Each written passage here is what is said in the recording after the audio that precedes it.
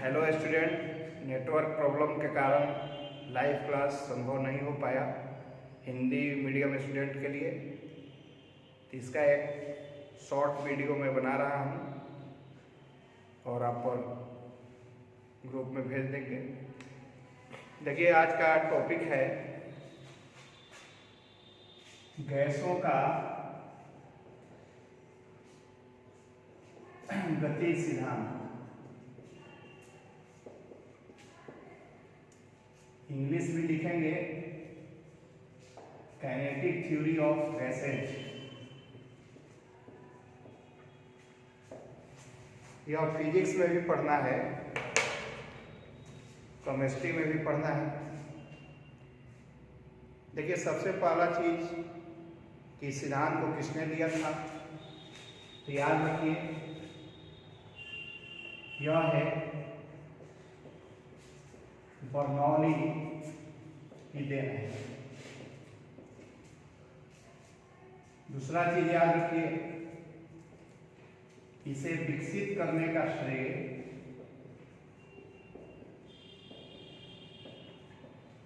Clausius, Maxwell इत्यादि को है। दिया था बर्नौली ने और इसको मॉडिफाई किया, इसको थोड़ा डेवलप किया किसने? क्लॉसियस, मैक्सवेल इत्यादि वैज्ञानिकों ने। इस सिद्धांत की मुख्य बातें निम्न हैं। इस सिद्धांत की मुख्य बातें निम्न हैं। सबसे पहला पॉइंट आपको याद रखना चाहिए कि गैस सूक्ष्म कणों से बने होते हैं। सूक्ष्म कण का अभिप्राय होता है परमाणु या अणु। तो पहला पॉइंट आप नोट करेंगे, गैस सूक्ष्म कणों यानी परमाणु अथवा अणुओं से बने होते हैं। दूसरा पॉइंट आप याद रखेंगे कि गैस के प्रत्येक कण, चाहे वो अणु हो चाहे परमाणु हो, उसका आयतन नगण्य माना जाता है। माने उसका आयतन माना ही नहीं जाता है। कोई भी गैस का अणु है तो ऐसा यह सिद्धांत कहता है कि उसका आयतन नगण्य होगा। यानी गैस के प्रत्येक कण का आयतन नगण्य होता है, नगण्य होता है। तीसरा बात, गैस के अणु लगातार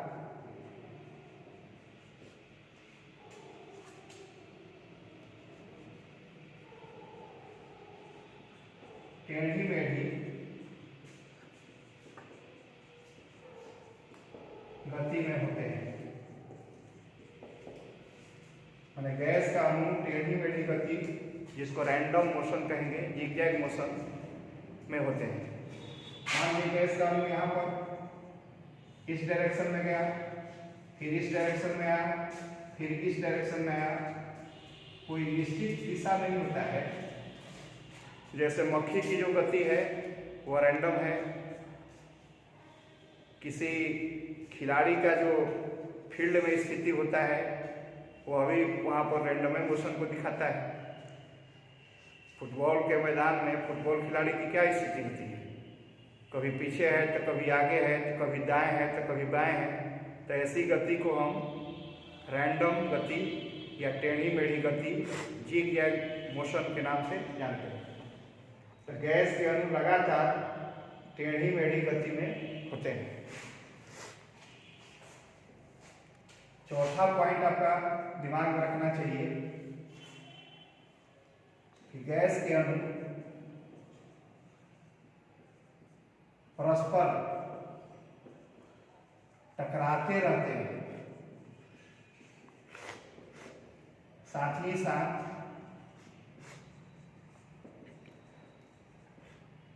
पात्र के दीवार से भी टकराते हैं, दीवार से भी टकराते हैं। तो गैस के अणु का आपस में भी टक्कर होता है और दीवार से भी वे टकराते रहते हैं, और दीवार से टकराने के कारण ही गैस का दाब होता है। यानी कि पांचवा पॉइंट लिख सकते हैं, गैस का दाब उसके अणुओं द्वारा पात्र की दीवार पर टक्कर के कारण होता है। पांचवा पॉइंट आप दिमाग में रखेंगे कि गैस का दाब उसके अणुओं द्वारा पात्र की दीवार पर टक्कर के कारण होता है। पहला पॉइंट क्या था? गैस सूक्ष्म कणों का बना होता है। गैस के प्रत्येक कण का आयतन नगण्य होता है। गैस के जो अणु हैं, कण लगातार टेढ़ी मेढ़ी गति में होते हैं। गैस अणु परस्पर टकराते रहते हैं, साथ ही साथ पात्र की दीवार से भी टकराते हैं। गैस का दाब उसके अणुओं द्वारा पात्र की दीवार पर टक्कर के कारण होता है।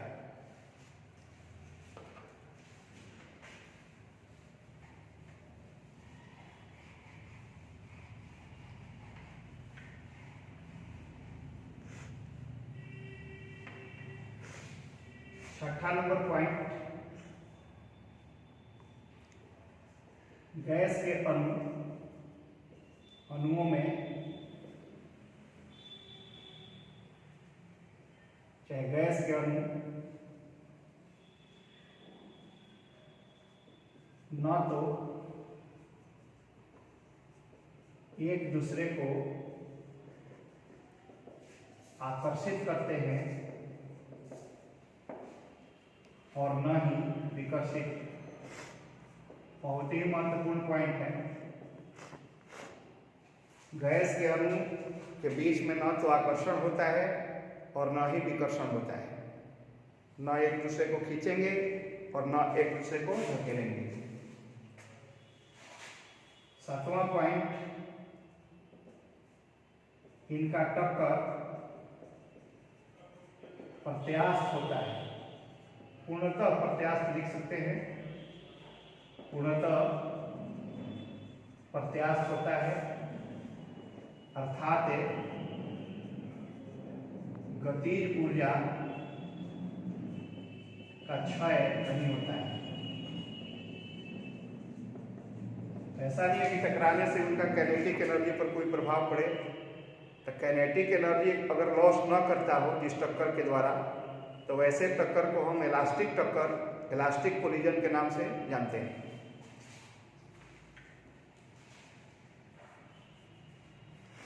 और आठवां नंबर पॉइंट याद रखें। 8 नंबर पॉइंट, इनकी गतिज ऊर्जा केल्विन ताप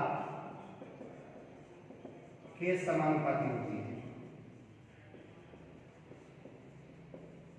गैस के अणु की जो गतिज ऊर्जा है वह ताप पर निर्भर करता है, जिसको हम परम ताप या केल्विन ताप के नाम से जानते हैं।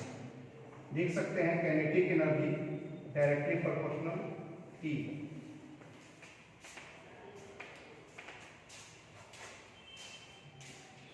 और 9वां पॉइंट याद रखिएगा,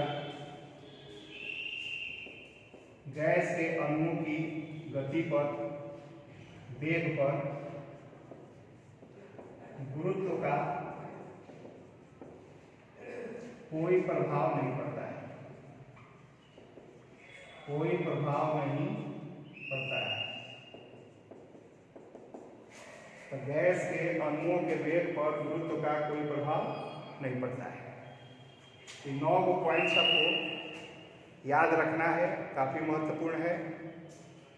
काइनेटिक थ्योरी ऑफ गैस की कौन सी मान्यताएं हैं, क्या क्या उदाहरणाएं हैं, अगर लिखने के लिए आए तो 9 पॉइंट्स आपको लिखना पड़ेगा।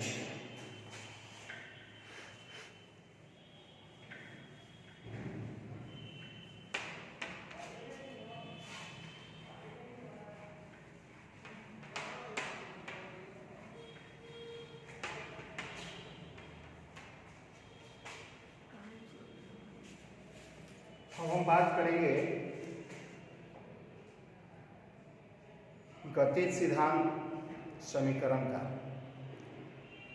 तो इसका डेराइवेशन तो नहीं पढ़ना है, सीधा सीधा समीकरण आप याद रखेंगे।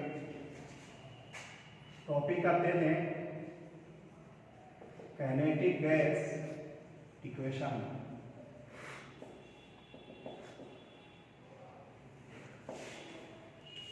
याद रखो PV बराबर 1/3 mn URMS का होल स्क्वायर। P क्या है? गैस का दाब है। V गैस का आयतन। M गैस के एक अणु का द्रव्यमान।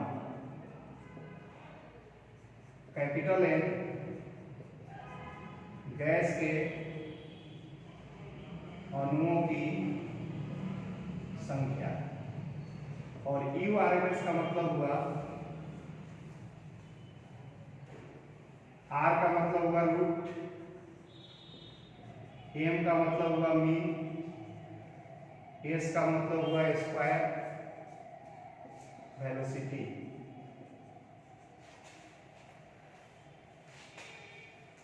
इसको हिंदी में लिखेंगे मूल मध्यमान वर्ग वेग। मूल मध्यमान वर्ग वेग, रूट मीन स्क्वायर वेलोसिटी। पहले इसके बारे में थोड़ा बहुत समझ लें, नाम से ही पता चल जा रहा है।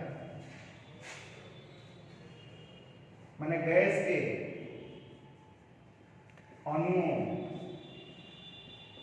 के वेगों के वर्ग के माध्य के वर्गमूल को कौन स्पीड कहते हैं? RMS स्पीड कहा जाता है। वेलोसिटी को हो और चाहे स्पीड को हो, दोनों बात क्या है? बराबर है। गैस के अणुओं के वेगों के वर्ग के माध्य, मीन माने माध्य होता है एवरेज, के वर्गमूल को RMS स्पीड कहा जाता है। जैसे मान लो कि गैस के 3 अणु हैं, इसका वेग आपका E1 है, इसका वेग आपका E2 है और इसका वेग E3 है। तो URMS क्या होगा? पहले इसका वर्ग का औसत निकाल लो, तो U1 square plus U2 square plus U3 square, 3 से डिवाइड करोगे तो औसत निकल जाएगा। और फिर यहाँ पर स्क्वायर रूट चढ़ा दो, तो ये आपका RMS स्पीड हो जाएगा, जिसको मूल मध्यमान वर्ग वेग के नाम से जानते हैं। तो इसको नोट कर लीजिए।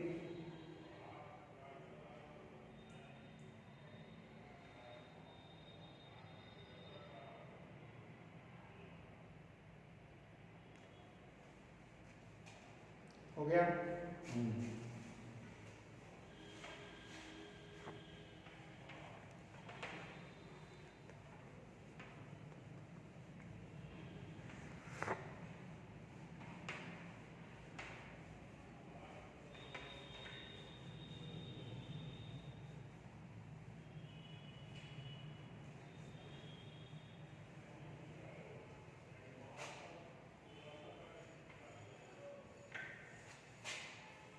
अब देखो, 1 मोल के लिए आपका N बराबर एवोगाड्रो नंबर के बराबर होगा, यानी 6.022 × 10⁻³ तो एम एन बराबर आप लिख सकते हैं एम एन ए, क्योंकि एन की जगह पर एन का प्रयोग कर सकते हैं, और इसको हम एम यानी कि मोलर द्रव्यमान कहेंगे। पहला चैप्टर में आप पढ़ चुके हैं कि 1 मोल कण का जो द्रव्यमान होता है उसको मोलर द्रव्यमान कहा जाता है। तो एम एन ए क्या है भाई? तो 1 मोल कण का यह द्रव्यमान है, और इसको हम कैपिटल एम के द्वारा दिखाएंगे और कहेंगे मोलर द्रव्यमान। तो आइए, पीवी बराबर 1/3 जो आपका M N U R M S whole square के रूप में गैस समीकरण था, गतिज गैस समीकरण। तो अब बताओ कि यहाँ पर क्या हो जाएगा, बताओ तो। 1 मोल के लिए पीवी बराबर 1/3, अब एम एन के जगह पर क्या लिखेंगे? M N A U R M S का होल स्क्वायर, यानी पीवी बराबर 1/3, और इसके जगह पर capital M U R M S का होल स्क्वायर हो जाएगा ये। पीवी बराबर हो गया, अब देखो इसमें 2 से गुना 2 से भाग कर सकते हो, 2/3 into 1/2 M U R M S का होल स्क्वायर, और ये फॉर्म हो गया 1/2 एम वी स्क्वायर का फॉर्म है, हाफ एम वी स्क्वायर। इसको गतिज ऊर्जा कहा जाता है। तो काइनेटिक एनर्जी हम लिख सकते हैं ना, पीवी बराबर कितना? 2/3 काइनेटिक एनर्जी, कितना मोल के लिए? 1 मोल के लिए। तो काइनेटिक एनर्जी 1 मोल का अगर पूछा जाए तो क्या होगा? तो 3 से इधर मल्टीप्लाई हो जाएगा, 3 पीवी बाई कितना? 2। और तुम जानते हो कि आइडियल गैस इक्वेशन होता है पीवी बराबर एनआरटी। तो 1 मोल के लिए एन का मान जब 1 रखोगे, एन बराबर 1 मोल के लिए, तो पीवी बराबर क्या होगा? आरटी। और पीवी के जगह पर आरटी का भी प्रयोग कर सकते हो, तो तुम्हारा काइनेटिक एनर्जी हो गया 1 मोल के लिए कितना? 3RT बाई कितना? 2। तो दोनों में से किसी का प्रयोग आप कर सकते हैं। पीवी के जगह पर आप आरटी का प्रयोग कर लेंगे, तो 3PV/2 काइनेटिक एनर्जी 1 मोल का निकालना हो तो 3RT/2 या 3PV/2 से भी आप बना सकते हैं क्वेश्चन। और देखिए यहाँ जरा गौर करिए, पीवी बराबर कितना है? यहाँ से पीवी बराबर 1/3 M U R M S का होल स्क्वायर। तो यू आर एम एस का होल स्क्वायर बराबर हो गया 3PV ना भाई, कितना? एम। तो यू आर एम एस बराबर कितना हो जाएगा? √3PV/m। और तुम जानते हो कि पीवी बराबर क्या है? आरटी है। तो एक और फॉर्मूला निकल जाएगा, यू आर एम एस बराबर √3RT बाई कितना? m। तो 2 फॉर्मूला यहाँ पर मिल गया आरएमएस का काइनेटिक थ्योरी के आधार पर, √3PV/m, √3RT/m। आर का मान तुम रख दो 8.314 गुना 10 के पावर 7 और पर केल्विन पर मोल, ठीक है ना? तो क्या हो जाएगा? यू आर एम एस बराबर √3 इंटू 8.314 गुना 10 के पावर 7 टी हवाई कितना? एम।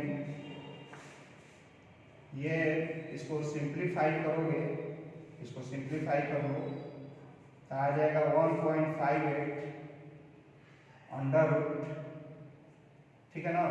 टी बाई कितना? एम, इतना सेंटीमीटर पर सेकेंड। तो तुम आर का मान इतना रखोगे तो यू आर एम एस का जो यूनिट होगा वो सेंटीमीटर पर सेकेंड में होगा। 1.58 अंडर टी बाई कितना एम। और सिंप्लीफाइड फॉर्मूला है, डायरेक्ट इसका प्रयोग करके आप RMS स्पीड क्या कर सकते हैं, निकाल सकते हैं।